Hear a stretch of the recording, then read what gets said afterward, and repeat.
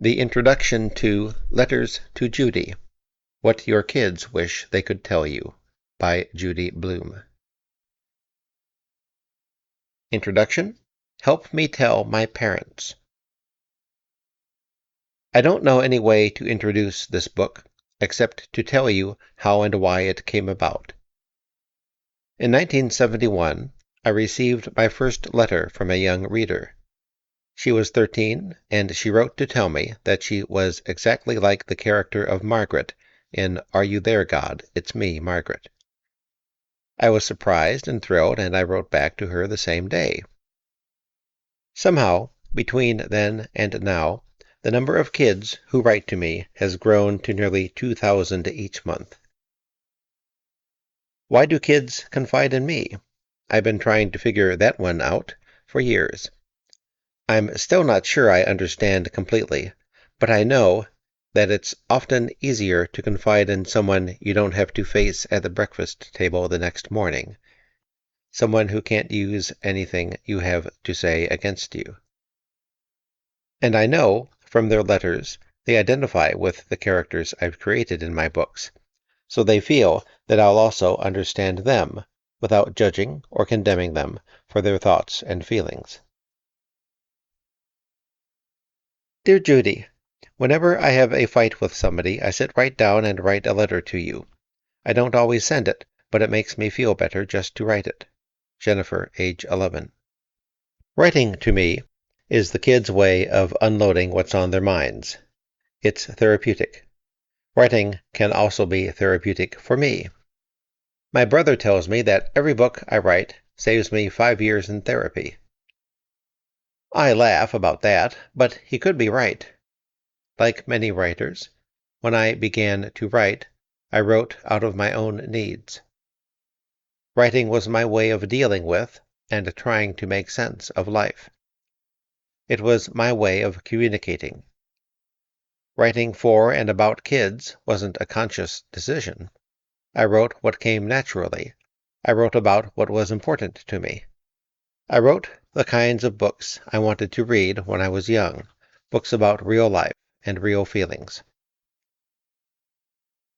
Dear Judy, I think the main point of kids' books is to show that things that happen to you also happen to other kids. It makes kids feel like they are normal. I thought I was weird for doing and thinking some things, but your books make me feel okay. Brian, aged 13. Dear Judy, my mom never talks about the things young girls think about most. She doesn't know how I feel. I don't know where I stand in the world. I don't know who I am. That's why I read, to find myself. Elizabeth, age 13. Dear Judy, everyone thinks I'm so sweet, but I have some feelings that no one knows about. Laurie, age 12. For a long time, I've thought about sharing these letters with other kids to show them that they're not the only ones, that they're not as alone as they think. But I wasn't sure how to do it, so I kept putting it off. And then I heard from Amy. Dear Judy, please write a book for adults about our problems to open their eyes. Amy, age 10. It was this letter from Amy that opened my eyes. She reminded me that what most of the kids are really saying is, "Please, Judy, help me tell my parents." I want to talk to them about personal subjects, but I don't know how. I wish I could ask them questions, but I'm too afraid. Nobody ever talks about what's really on my mind, either at home or at school. In 1983, I began to sift through the cartons of special letters I had saved over the years, wondering if I could find a way to share them without betraying the kids' confidence, not only with other kids, but with the adult world as well. During the next 2.5 years, whenever friends or colleagues asked what I was working on, I would tell them about this project. They would listen intently, nod, and say, "Oh, letters from deeply troubled kids." Then I would try to explain that, yes, some of the letters are from troubled kids, but most are from kids who love their parents and get along in school, although they still sometimes feel alone, afraid, and misunderstood. Kids like yours and mine. Kids who are convinced that if only I would write a book about their experiences, their problems, their feelings, those closest to them would finally understand. If you're wondering why your child would write to me instead of coming to you, let me assure you that you're not alone.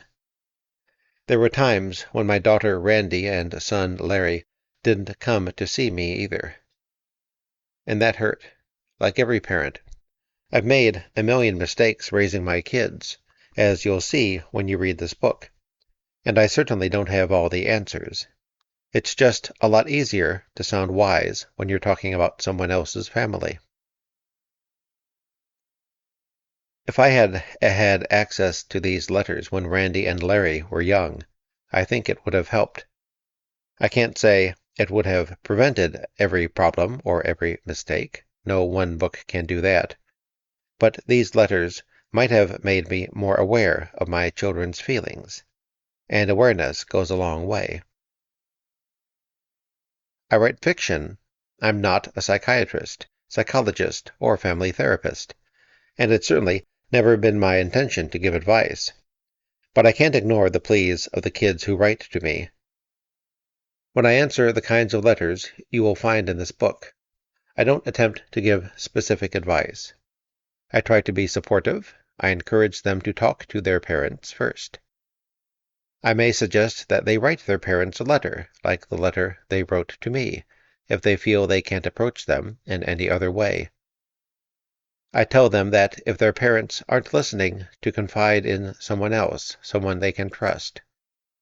Above all, I tell them not to worry alone. And there are times when it seems that they really can't handle the situation, that I urge them to ask for professional help.